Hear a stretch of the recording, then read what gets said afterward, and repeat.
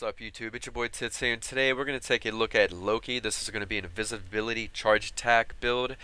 It's going to be a revisited build, because I've already done this before a couple months ago. I'm bringing it back by popular demand. A lot of people wanted to see it with all the updates and new mods, so I'm not going to go into great detail since it's one of my revisited builds. If you have any questions, you can ask me, or you can also use Wiki or Reddit as a good source.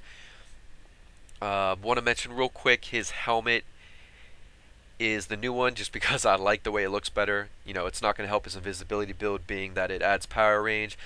His essence one would be better because of it gives power efficiency, so it makes things cheaper. The powers, it's not going to make a difference. You don't need it.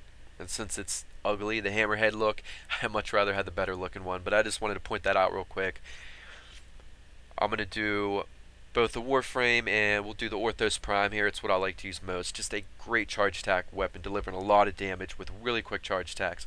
You can use the Orthos as well if you don't have the Prime version yet. The main difference is the Prime has had range added to it, and that's going to be the biggest difference as far as the charge attacks go. You want Killing Blow, Rending Strike, Focus Energy, Reflex Coil. Actually, all these are all the way up.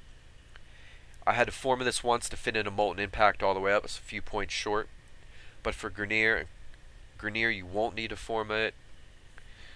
You can fit everything in. You'll switch Smite Infested with Smite Grineer, Molten Impact with Sundering Strike. And for Corpus build, switch out Smite Infested with Smite Corpus and Molten Impact with Shocking Touch. And you would need a Forma for that. And for Loki's build, it's great that his aura comes with the dash polarity. You're not going to need Rifle Amp for a melee build, so you can use Energy Siphon and get plenty of points. You won't need a Forma. The Radial Disarm's up to you. It'll help you out in sticky situations with some high level enemies, maybe big groups of high level enemies, and you can help the team out. You don't have to use it though if either of those two things don't matter to you. Obviously, Invisibility all the way up. Decoy can help get a lot of enemies together for some one-shot kills on a lot of enemies. Constitution and Continuity, those are power duration mods. They stack together and let you stay invisible for a really long time. Constitution would be the newer mod here. You don't got to worry about a lot of defense because you're going to be invisible throughout the whole map. So Redirection, you can really do what you want with it. You can go up however much you want. You want to do a full rush. You want to do a full Streamline. If you don't have Streamline though and you only have Flow, you can do that too, or vice versa. Also, if you don't use Radial Disarm, you can put a Flow in there, whatever you wanted. One Streamline will be enough though.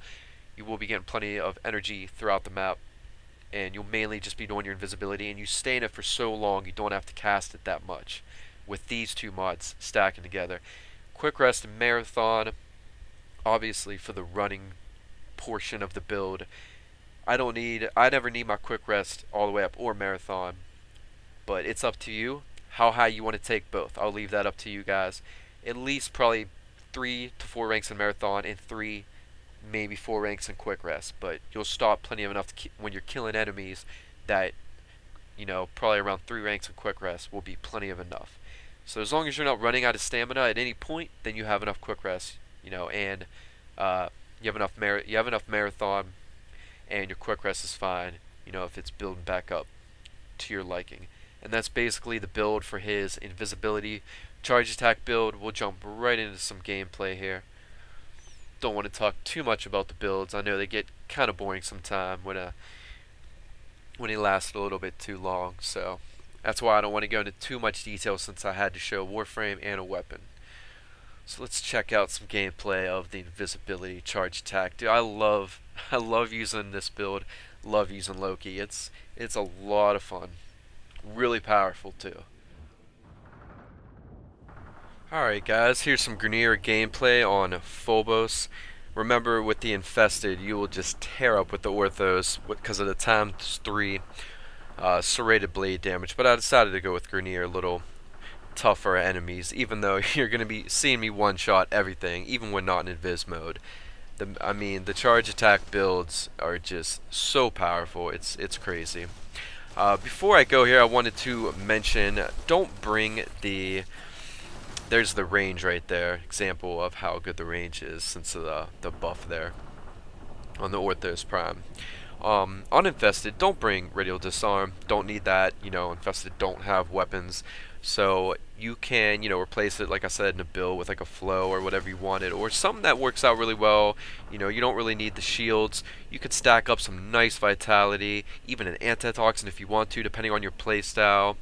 There's Radial Disarm also, if you haven't seen it before. It makes all the Grineer have little provas, sorta, so they're melee.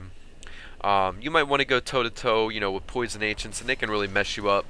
So having that extra health will help you out. And also the Reach mod and a melee weapon with really nice reach. That's going to help you not have to get right up in the Ancient's, face to hit them. But it just happens you're still going to take some poison damage. So that can really help you out, having a lot more health. And maybe an antitoxin if you wanted to. It'd be up to you. That's really all I got for you. Just enjoy the gameplay, and if you're new to the game, all I can say is Loki is an awesome Warframe. He's one of the starting Warframes you could choose from. I picked Excalibur like most people do because he just looks badass, and I didn't know about the game, so therefore Loki just seemed kind of eh. But dude, Loki is really good. Got some great crowd control. He's awesome for melee. If you love melee, you definitely have to pick Loki. And I just want to leave you with those thoughts. So I hope you guys enjoyed the video. Please comment, like, subscribe. I'll catch you guys later. Peace.